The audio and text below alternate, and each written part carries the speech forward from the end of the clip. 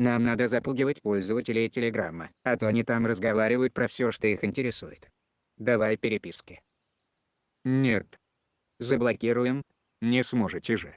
А вот и сможем. Вы недавно сами себя случайно заблокировали. Может, тогда хотя бы зарегистрируйтесь как источник информации? Наши данные в открытом доступе. Гуглите. Только не заблокируйте Google снова. Это вышло случайно. Хе-хе. Потому что если у Роскомнадзора что-то и получается, то получается оно случайно. Меня зовут Александр, и я снова в лесу.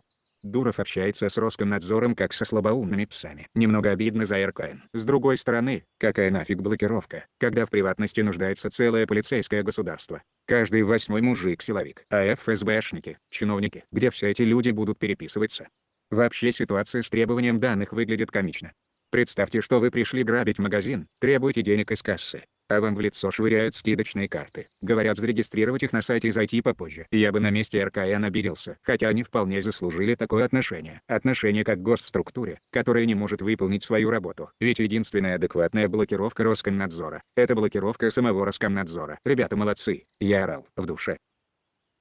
Теперь серьезная вещь. Мы же понимаем, что Роскомнадзор — это не няшный разрисованный носочек. Хотя этот вышел мило. Переговоры с Дуровым вел непосредственно Жаров, который изначально поверил в себя и задрал планку, а теперь притворился солнышком. Конечно же, они бы не отказались от доступа к перепискам, за которым еще вернуться. Да и не будет лишним постучать кулаком по столу, чтобы выслужиться. Так или иначе, ничего нового в этом нет. Просто очередная возможность побесить людей. В этом они профессионалы.